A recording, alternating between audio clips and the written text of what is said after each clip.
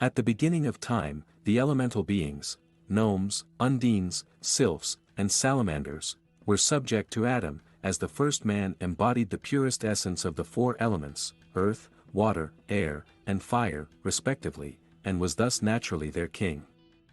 After the fall, Adam became gross and impure, losing his ability to connect with these fine ethereal beings as they became invisible to him. These elemental spirits were believed to represent the purest essence of their corresponding elements, embodying their unique qualities and powers.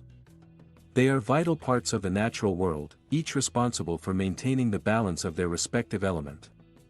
Each species was thought to inhabit only its own proper element, and any infringement of this rule would result in its demise. For example, gnomes, owing to their affiliation with the earth element, can move through solid earth and rock effortlessly. While human beings were believed to be composed of three parts, an elemental body, a sidereal spirit, and an immortal divine soul, elementals lacked this last part, rendering them mortal despite potentially long lifespans. However, through marriage with a human being, an elemental and its offspring could possibly gain a soul, although stories also abound of humans losing their immortal soul through such exchanges. The children born from such unions were believed to be more noble and heroic than those of human parents. Some of the greatest figures of antiquity, such as Zoroaster, Alexander, Hercules, and Merlin, were thought to be the offspring of such unions. Specifically, the Rosicrucians, a mystical and esoteric society, adhered to a vow of chastity, hoping to marry elementals and bestow souls upon them. The concept of elemental spirits is deeply intertwined with ancient philosophical and mystical traditions that view the natural world as composed of four fundamental elements, earth, water, air, and fire. Some traditions add a fifth element, quintessence, ether, or spirit. This system, which can be traced back to older folklore and animism traditions, is formally attributed to the Greek philosopher Empedocles and has significantly influenced medieval natural philosophy and alchemical traditions. Particularly, much of the information on elemental beings can be traced back to the European Renaissance period, to the writings of Abbé de Villers, 1635 ca. 1673, in his 17th-century book Contes de Gabalis, as well as to a book on nymphs, sylphs, pygmies, and salamanders, and on the other spirits written by Paracelsus, a 16th-century Swiss physician and alchemist, among others. With that introduction, let's study each elemental, starting with gnomes as the earth elemental spirits. Often depicted as short humanoid figures no taller than a child, they are dressed in simple earthy clothes that help them blend seamlessly with their natural surroundings. They are known to guard subterranean treasures, minerals, and precious stones. Renowned for their industrious work ethic, gnomes are master miners and craftsmen. They are friendly beings, demonstrating good temperament towards wise humans, with whom they are willing to share their wealth with no strings attached. However, they are also known to have a mischievous streak. Gnomes are said to influence those of a more melancholic disposition, depressed, reflecting their affinity with the gloom of subterranean caverns. Their ruler, Gob, presides over the northern regions, symbolizing the cold and darkness of winter. Contrary to popular depictions, gnomes are not exclusively male. The females are known to be very good-looking and possess a curious sense of dress despite their small stature. Undines, also known as nymphs, are the elemental spirits of water. They inhabit seas, rivers, lakes, and other bodies of water. The female undines greatly outnumber the males, and their physical attractiveness surpasses that of any human woman. Often depicted as delicate and graceful maidens with flowing hair, shimmering scales, and a tail instead of legs, there are more tales of elemental marriages with this group of elementals than with any others. For example, Melusine was a beautiful water nymph who fell in love with a mortal man. They married on the condition that he would never see her on Saturdays, the day she transformed into a half-serpent. When he broke this promise, Melusine was forced to leave. In Greek mythology, water nymphs such as naiads, nereids, and oceanids often interacted with humans, sometimes helping them and other times luring them into dangerous situations. Being an element of water, the Undines are associated with dreams, intuition, the subconscious, and emotions. In particular, the Undines are known to be jealous and cold, influencing those of a more phlegmatic nature, calm and easygoing. Their ruler, Nexa, governs the western regions, symbolizing their connection to the vast and mysterious depths of the oceans. Not merely passive inhabitants of their aquatic realms, Undines are vigilant guardians with the power to influence the flow of water, summon rain, and create storms. In many legends, Undines act as protectors of their waters, ensuring they remain pristine. Those who disrespect or pollute their domains often face the Undine's wrath, encountering misfortune or being drawn into its depths. Sylphs are the elemental spirits of the air. They are considered the closest of the elementals to humans, as they move through the air we breathe and share the space of our everyday lives. In terms of function, Sylphs are the guardians of the atmosphere, bringing forth the thinnest whispers of the breeze as well as the most powerful howling storms. Sometimes described as delicate, winged figures but also as having a fierce appearance, the women in particular are characterized by a masculine type of beauty, similar to that of the Amazons. Despite their intimidating looks, they are docile. Sylphs are agile, capricious, and inconstant, reflecting the ever-changing nature of the air. Seen as symbols of intellect and the mind, representing insight, the power of thought, and the sciences, they are also associated with the breath of life, the vital force that animates all living beings.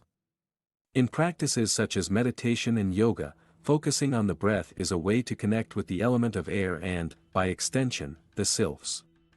This connection is thought to bring about a sense of peace, balance, and harmony. Conversely, those with a bilious temperament, irritable and bad-tempered individuals, are easily influenced by the Sylphs.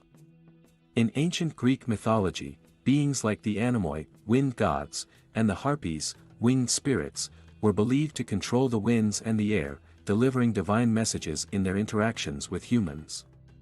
The Sylphs' ruler, Paralda, presides over the eastern regions, symbolizing their association with the rising sun and the dawn of new ideas and inspirations. Unlike the modern amphibian that shares its name, the mythological salamander is an elemental spirit of fire. Its origins can be traced to the writings of ancient philosophers and naturalists who observed salamanders emerging unharmed from logs thrown into fires, a phenomenon that likely inspired their association with flames. The salamander is said to have been born in the heart of the sun and sent to Earth to teach humans the secrets of fire, emphasizing its role as a bearer of knowledge and a bridge between the mortal and divine worlds. Salamanders are considered the rarest of the elemental spirits and are not as eager for human company as the others. Their womenfolk are almost never seen, though they are said to be exceedingly beautiful, surpassing all other elementals. Personality-wise, salamanders are hot and hasty. Ironically, they are said to have the greatest effect on those of sanguine temperament, extroverted and fun-loving. They are also the shortest-lived among all the elemental spirits. These beings are often depicted as long, lean, lizard-like creatures glowing with an inner fire. As the guardians of fire, salamanders are believed to possess the ability to control and manipulate flames. They are the unseen artisans of blacksmiths' forges, the spark of life in home hearths, and the flicker of inspiration in the minds of artists and inventors. In alchemy, fire represents transformation, destruction, purification, and rebirth, the burning away of impurities to reveal the true essence of a substance. The salamander, as the spirit of fire, embodies this transformative power, guiding alchemists in their quest for spiritual and material perfection. In ancient Greek mythology, the god Hephaestus and the fire-breathing chimera are examples of beings associated with fire. The salamander's ruler, Jinn, governs the southern regions, representing their connection to warmth and the life-giving aspects of fire. As mentioned, man lost the ability to connect with elemental spirits after the fall, but there are ways to reclaim that connection through various magical methods, allowing man to command the elemental spirits once more. To see these invisible beings, the Rosicrucians purify their vision with the legendary philosopher's stone. For those without it, not all is lost. It is possible to invoke them by concentrating their essences in glass globes. For Sylphs, Gnomes, or Undines, humans must seal a glass container filled with air, earth, or water respectively and expose it to the sun for a month. This process is easiest with water and earth. For salamanders, humans must purify and enhance the element of fire within themselves. This can be achieved by using concave mirrors to concentrate the sun's rays into a glass globe. Inside the globe, a solar powder will form. Once it purifies itself from other elements, it will quickly become a powerful means of enhancing the fire within us. In medieval times, the evocation and exorcism of elemental spirits were widely practiced, with crystals often used to summon them. The scholar of occultism and mysticism, A. Waite, considered the angels evoked in medieval magic and the devils of witchcraft sabbats to be higher or lower elementals. Spiritualists believe that elementals occasionally manifest as mischievous or evil spirits during seances, and poltergeists, when not identified as the spirits of deceased persons, may be regarded as elementals. The fairy folk, including brownies or the domestic spirits of folklore, are more often than not elemental spirits. To exorcise earth spirits, practitioners used a combination of breathing techniques, sprinkling water, burning incense, and reciting specific prayers to the gnomes. Air spirits, or sylphs, were exorcised by breathing toward the 4 cardinal points and reciting prayers. To exorcise fire, practitioners cast salt, incense, sulfur, camphor, and white resin into a fire. For water spirits, they employed breathing techniques, laying on of hands, reciting formulas, and mixing salt with the ashes of incense, among other rituals. In every case, the special consecration of the 4 elements was essential. By practicing their virtues and avoiding their faults, one can master the elemental spirits on their own terms. Eliphas Levi, a 19th-century French occultist, suggested that anyone desiring to control the elementals must undergo trials demonstrating fearlessness towards the respective elements. For instance, one seeking to command sylphs must walk on the edge of a precipice, while those wishing to control salamanders must stand in a burning building. These trials demonstrate mastery over the elements and gain the spirits' respect and cooperation. In modern times, practitioners of nature-based religions, such as Wiccans and modern pagans, often incorporate rituals and invocations to honor and connect with elemental spirits.